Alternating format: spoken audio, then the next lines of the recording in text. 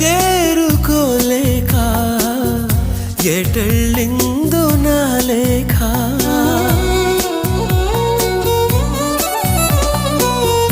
వినేవారు లేక విసుక్కుంది నాకేక నీదో కాదో రాసున్న చిరునామా ఉందో లేదో